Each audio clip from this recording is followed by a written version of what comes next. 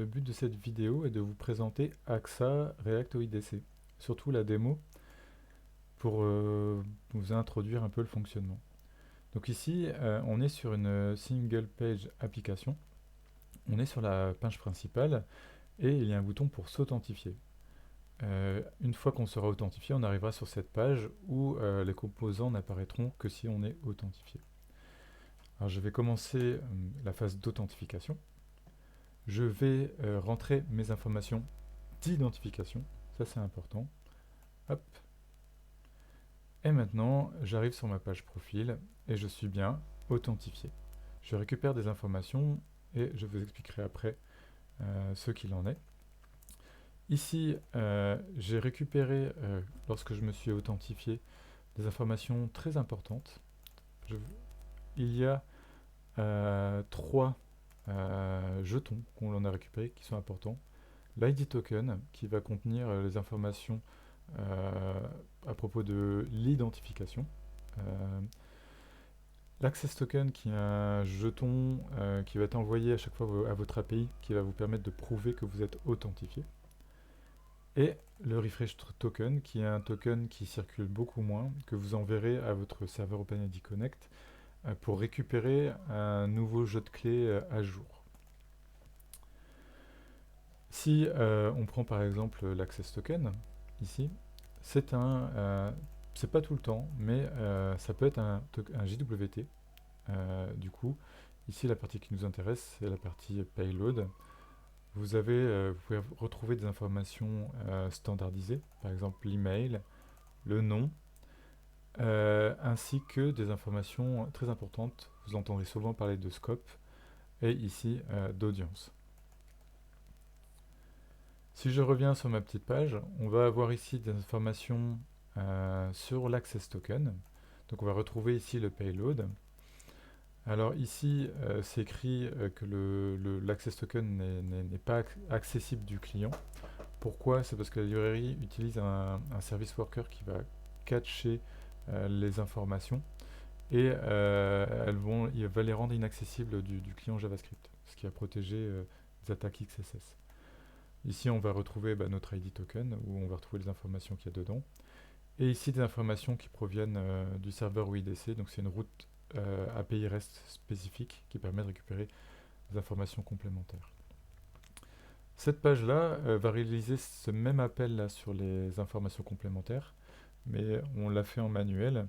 Et si on regarde ici, c'est comme quand vous appelez votre API, vous devez à chaque fois ajouter le token, le jeton qui s'appelle Access Token dans vos requêtes. Donc ici, il est masqué parce que le client ne le possède pas.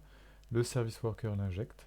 Ici, autorisation, bearer et votre token qui est injecté. Et du coup, le serveur OIDC voit que vous êtes authentifié et vous répond. Vous pouvez aussi faire de l'authentification multiple. Typiquement, ici, on va retrouver différentes configurations. Ici, par exemple, si vous prenez le code, vous allez avoir une configuration où on va demander des scopes précis, dont le refresh token, et une autre configuration où on va demander les mêmes scopes, mais on peut en mettre un peu moins, ou demander des scopes plus sensibles.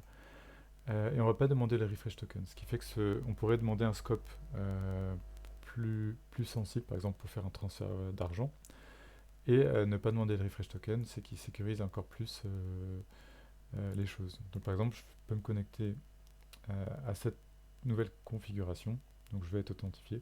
Je peux aussi me connecter avec la nouvelle configuration, sauf que celui-là ne va pas être valide très longtemps.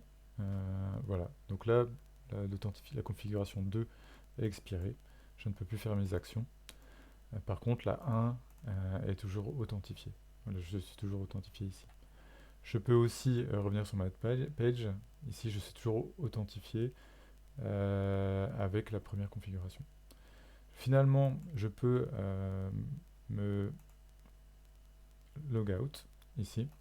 Si je reviens, je peux de nouveau m'authentifier. Par contre, je suis encore authentifié ici sur cette configuration. Voilà. Ce qui est bien avec OpenID Connect, c'est que vous pouvez changer de serveur OIDC assez facilement. C'est-à-dire que ici, dans ma configuration, je vais en avoir une sur Identity Server, une autre sur Auth 0.